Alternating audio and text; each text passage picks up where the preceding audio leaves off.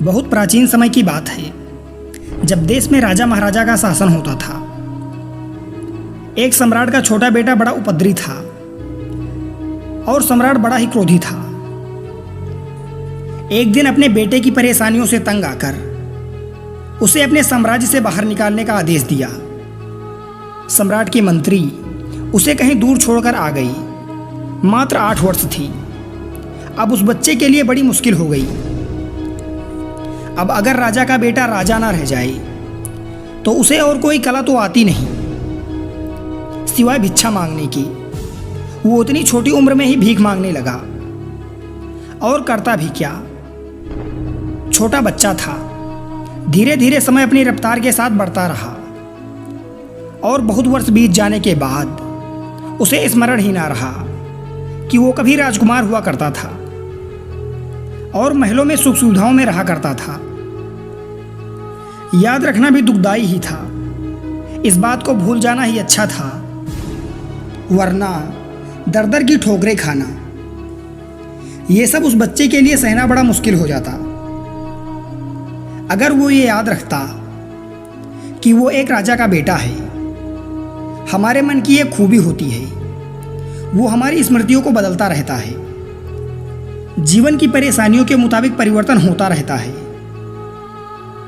जो लोग अपनी स्मृतियों से जुड़े होते हैं वो जीवन में कभी आगे नहीं बढ़ पाते। उसकी स्मृतियां उसे पीछे खींच ले आती हैं। धीरे धीरे काफी समय बीत गया और सम्राट का वो बेटा अब बड़ा हो चुका था। दूसरी तरफ उसका पिता यानी कि सम्राट अब बूढ़ा हो चुका था। कोई 80 साल की उम्र रही होगी। बेटे की उम्र भी लगभग 40 से 45 साल हो गई थी। संयोग ऐसा हुआ कि एक दिन भटकते भटकते सम्राट का बेटा अपने ही महल के सामने से गुजरा। उसे तो पता भी नहीं था, याद भी नहीं था कि यह उसका महल है, लेकिन बूढ़े बाप ने खिड़की से देखा और पहचान लिया। अपने मंत्रियों और दरबारियों को साथ लेकर वो उसके पीछे भागा। इसे पकड़ो, ये भिखारी तो मेरा बेटा है। अब तो बाप का क्रोध भी समाप्त हो चुका था। युवावस्था में ताकत होती है, जवानी की शक्ति होती है, भयंकर क्रोध होता है। लेकिन वृद्धावस्था में खून ठंडा पड़ चुका होता है। पुत्र के प्रति वो नाराजगी जा चुकी थी और अब वो उसका इकलौता बेटा भी था। इस राज्य का उत्तराधिकारी था और बाप अब बूढ़ा हो चुका था। मरने के दिन करीब आ गए थे। उसने अपने बेटे को बहुत ढूंढा था, लेकिन वो कहीं पर मिला नहीं था। संयोग की बात थी कि वो महल के सामने से भीख मांगते हुए निकल रहा था। सम्राट उसके पीछे अपने दरबारियों के साथ भागा, लेकिन ये सब देखकर वो भिखारी डर गया और बहुत जोर से भागा। उसे लगा कि पता नहीं ऐसी क्या मुसीबत हो गई। शायद महल के सामने भीख मांगना कोई बहुत बड़ा गुनाह है, इसीलिए ये मुझे पकड़कर कोई बहुत बड़ी सजा देने की कोशिश कर रहे हैं। क्या पता यहाँ का कानून ही ऐसा हो। बेचारा जान बचाकर भागा और ये लोग उसे पकड़ नहीं पाए। सम्राट के मुख्यमंत्री ने कहा, महाराज, शायद उसको अब ये स्मरण नहीं है कि आप उसके पिता हैं और वो आपका पुत्र है। वो समझ रहा है कि हम उसको सजा देंगे, इसीलिए शायद वो भाग गया। इसका मतलब उसे बिल्कुल नहीं पता। अब कुछ उपाय करना होगा। उसे कैसे बताएं कि वो राजपुत्र है, इस राज्य का उत्तराधिकारी है। सम्राट तो यह सुनकर रोने लगा और कहा, कहीं से मेरे बेटे को ले आओ। मंत्री ने कहा, महाराज, आप धीरज रखिए। आप एकदम से उसे नहीं बताना कि वो आपका बेटा है। हम धीरे धीरे उसे फुसलाने की कोशिश करेंगे। इतनी बड़ी बात वो शायद बर्दाश्त ना कर पाए। क्या पता वो पागल हो जाए, डर जाए, सोचे कि पता नहीं कौन सी चाल चल रहे हैं ये लोग। धीरे धीरे उसकी खोज की गई। एक साधारण सा सिपाही जाकर उससे मिला और बोला कि सम्राट के यहाँ एक सफाई करने वाले की ज़रूरत है। अगर तुम ये नौकरी करना चाहो तो तुम ये काम कर सकते हो। उस भिखारी को ये बात सही लगी। उसने सोचा भीख मांगने से अच्छा तो काम कर लेना है, लेकिन सफाई करनी उसको आती नहीं थी। ये बात उसने सिपाही से बताई, पर सिपाही ने कहा कि कोई बात नहीं, हम समझा देंगे, उसमें कौन सी बड़ी बात है, सफाई तो कोई भी कर सकता है। उसके बाद वो भिखारी सफाई कर्मी के रूप में उस महल में काम करने लगा। कई महीने के बाद उसे माली के रूप में बगीचे में काम मिल गया। वरिष्ठ माली ने उसको कुछ सिखा दिया कि पौधों में पानी ऐसे देना है, कटाई ऐसे करनी है। अब उस भिखारी का अपने ऊपर कुछ विश्वास बढ़ने लग गया था कि मैं राजमहल के बगीचे का माली हूं। भीतर कुछ गरिमा पैदा हुई, कुछ अलग सम्मान भी पैदा हुआ। कुछ दिन बाद उसे दरबान का भी कार्य दे दिया। अब तो कभी कभी सम्राट बगीचे में घूमते हुए उसे देखते उसे बहुत अच्छा लगता। कभी कभी सम्राट उसकी पीठ भी थपथपा देते कि तुम बहुत अच्छा कार्य कर रहे हो। अब तो उसका कहना ही क्या, वो तो फूला ही नहीं समाता। 2 महीने बाद उसको मुख्य दरबान बना दिया गया, महल के खजाने का दरबान।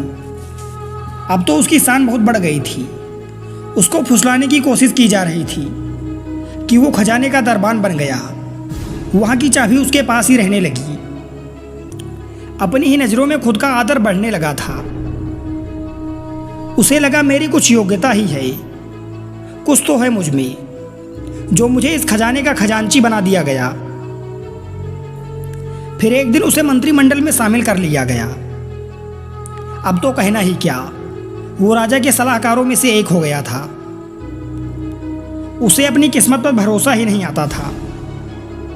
और एक दिन प्रधानमंत्री ने कहा कि मैं बहुत बूढ़ा हो गया हूँ, मेरी उम्र हो गई है, और हिंदू धर्म की प्रथा के अनुसार अब मैं ये पद छोड़ना चाहता हूँ और संन्यास्त होना चाहता हूँ, और मैं अपनी जगह इस योग्य आदमी को प्रधानमंत्री बनाने की सिफारिश करता हूँ। सम्राट ने मंजूरी दे दी कि ऐसा ही किया जाए।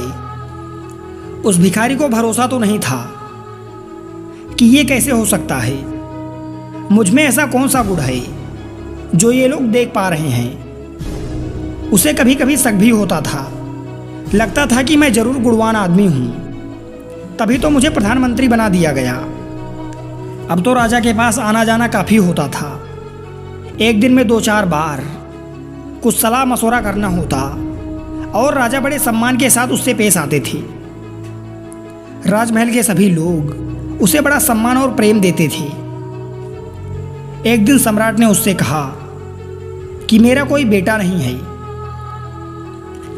और मैं तुम्हें पुत्रव्रत देखता हूँ, तुम्हारे नाम वसीयत लिखना चाहता हूँ। जरा सोचो कि भूतपूर्व भिखारी पर क्या गुजरी होगी, कहाँ 2-2 पैसे के लिए, सूखी रोटियों के लिए भीख मांगता फिरता था,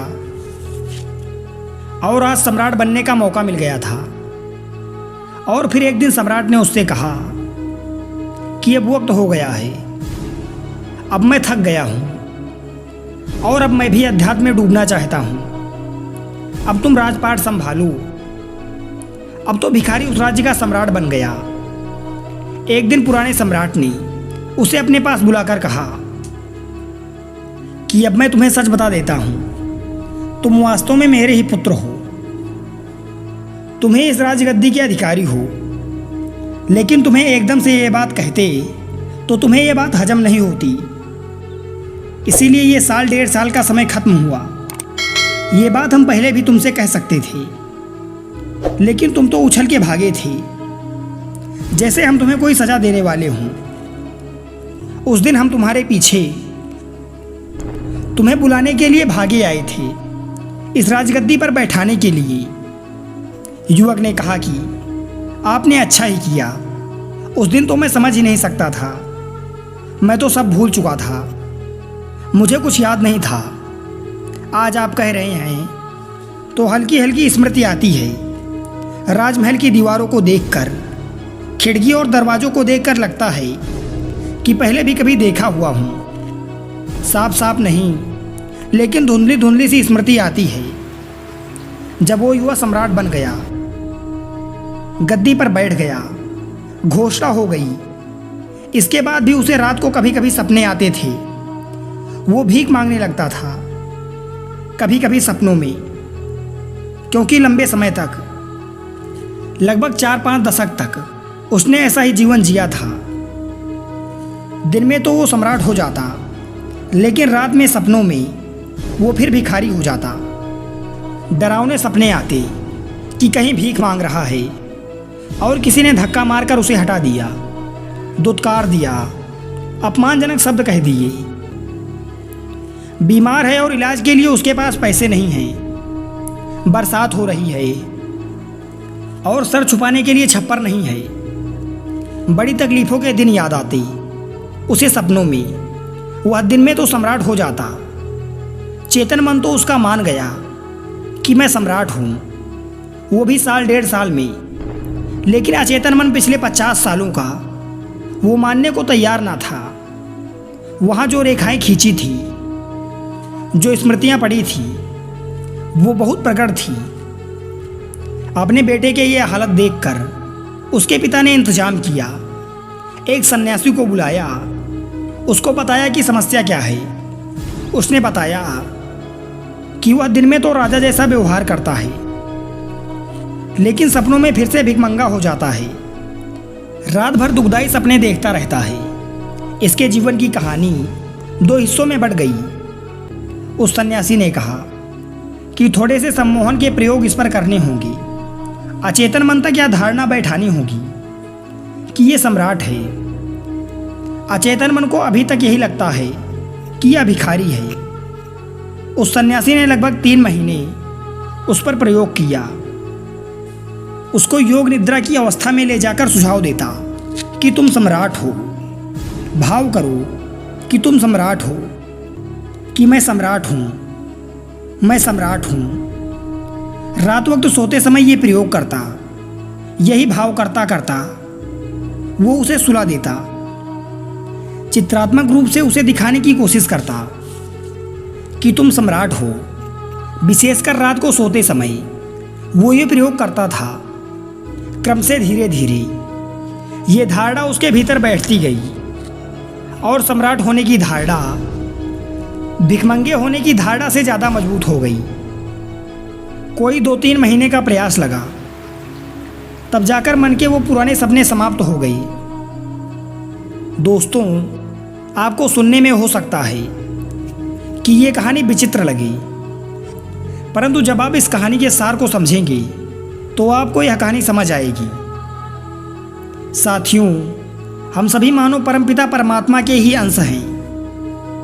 हमारी आत्मा ही ब्रह्म है, किंतु हम यह भूल गए हैं और इसी प्रकार से अपने आप को तुच्छ मानो समझने लगे हैं। आज कोई आपसे कहे कि तुम ही भगवान हो, तो हो सकता है कि तुम भी भिखारी की उसी भूमिका पर आ जाओ, जैसा कि राजा द्वारा उसका पीछा किए जाने पर वो भिखारी डर के मारे भाग खड़ा हुआ था, क्योंकि हमारा अचेतन मन अपने आप को पूरी तरह साधारण इंसान समझ बैठा है।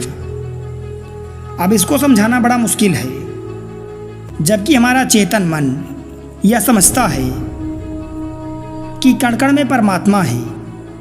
दोस्तों, मानव जीवन का एकमात्र उद्देश्य आत्मा का साक्षात्कार करना है, और जिस व्यक्ति का आत्मा से साक्षात्कार हो गया तो उसे परमात्मा के भी दर्शन हो जाते हैं।